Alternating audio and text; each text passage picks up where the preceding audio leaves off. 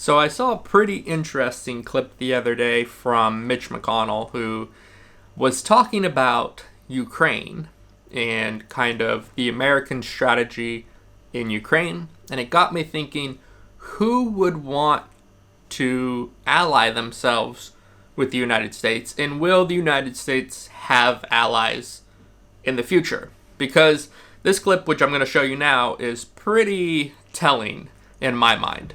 If you look at the Ukraine assistance, let's talk about where the money's really going. A significant portion of it's being spent in the United States, in 38 different states, replacing the weapons that we send to Ukraine with more modern weapons. So we're rebuilding our industrial base. That's what President Biden's seeking to do. It's correct. No Americans are getting killed in Ukraine. We're rebuilding our industrial base. The Ukrainians are destroying the army of one of our biggest rivals. I have a hard time finding anything wrong with that. I think it's wonderful that they're defending themselves. And also the notion that the Europeans are not doing enough. They've done almost $90 billion. They're housing a bunch of refugees who escaped. I think that our NATO allies in Europe have done quite a lot. So, as we can see from the clip, Mitch McConnell is basically saying that we are using Ukraine for multiple purposes. One, to bolster our own economy. The U.S. economy is what he's saying. He's saying, look, the money is not going to Ukraine. It's actually going to the military-industrial complex. So we are recycling the money, essentially, through Ukraine back into the United States. And he was saying 38 states are benefiting from this aid that we're sending to Ukraine. Which, yeah, I get that. But they're kind of like saying the quiet parts out loud. And I don't know if it's because he's just so old or if they're just so bold that they don't care. And they think that people will just continue to do what they say regardless of if they know they're being used or not.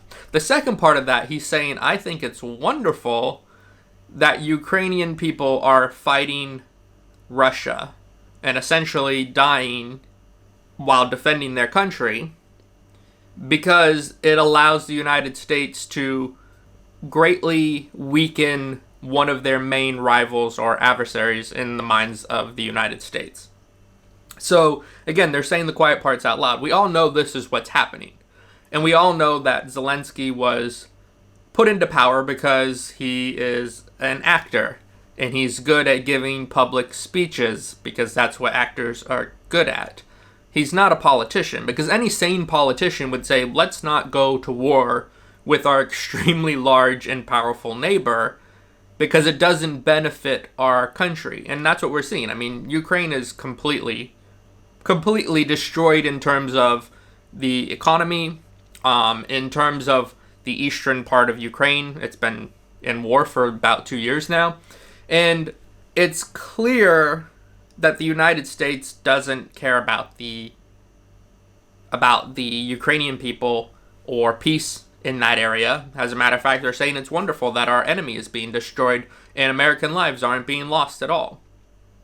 And this is an important lesson, I think, because at the beginning of the Ukrainian war and the Ukrainian conflict, everyone was saying, oh, this is going to happen, Taiwan and China's next.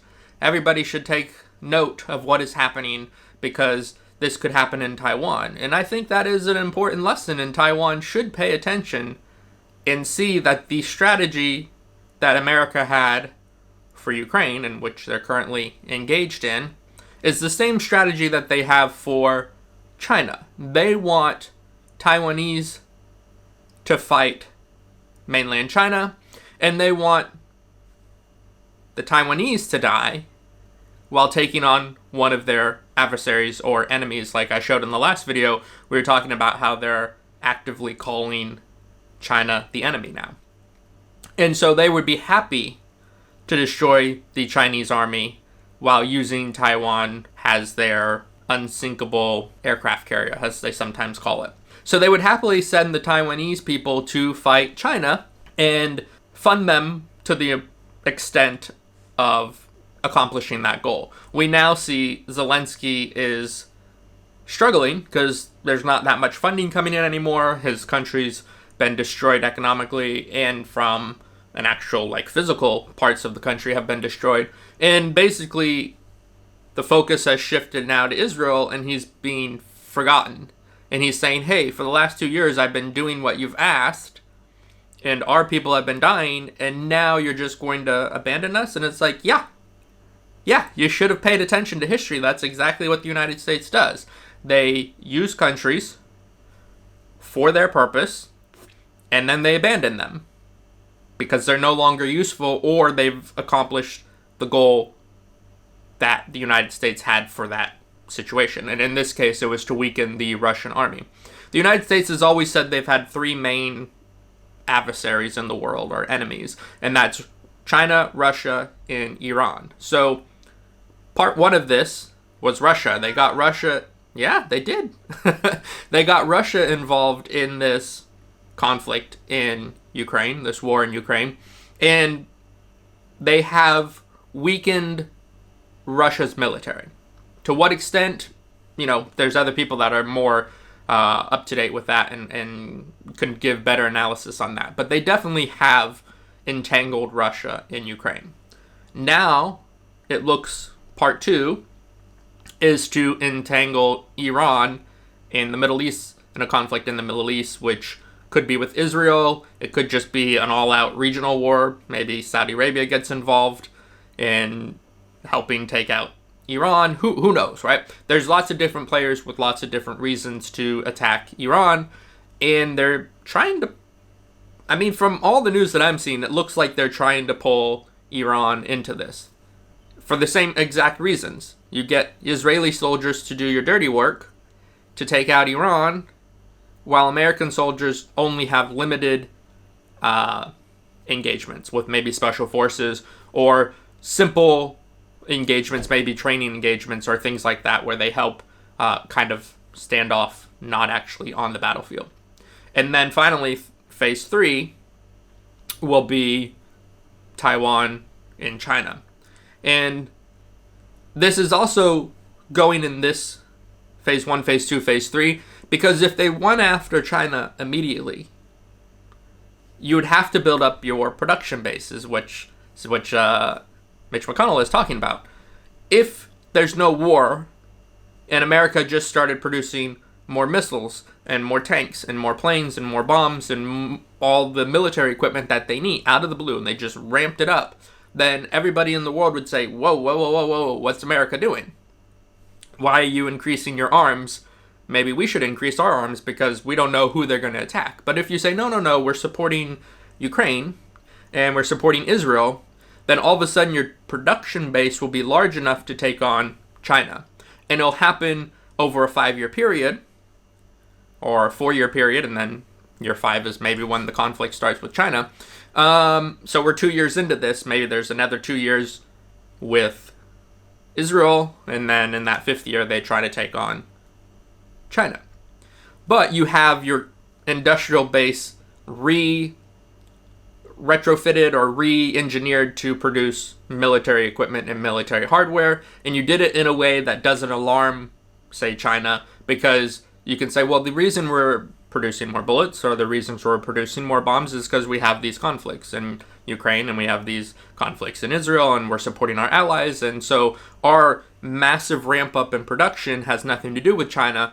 But all of a sudden, 5 years from now, the Ukraine conflict's over, and the Israel conflict is over, and now America has the production capacity to take on an adversary or a country like China. So, interesting to see, and I think it's important for Taiwan to pay attention. America abandons its allies pretty regularly. We did that in Iraq, we did that in Afghanistan, we're doing that currently in Ukraine. You have Zelensky begging for money, saying we'll take out loans, we'll do anything, we just need support. You can't give us gonna give us some financial support. Okay, please give us a credit, and we will give you back money after the war. And we've done that all across the world when we look to different people that the United States helped put into power and then later abandoned because they were no longer useful. So I think Taiwan really should take note and see what happened and say, hey, we have an election coming up. The Taiwanese election is coming up.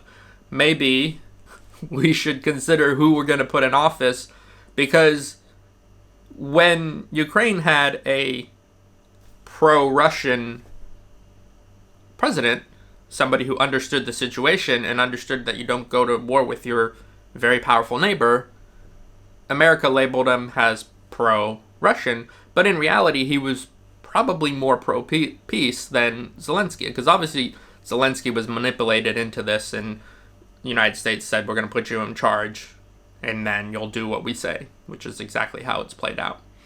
And because he's an actor, he was able to convince people that he would be good for the job, which is, kind of like Reagan. We had Reagan, who was a president here, who was an actor, and terrible policies were put in place.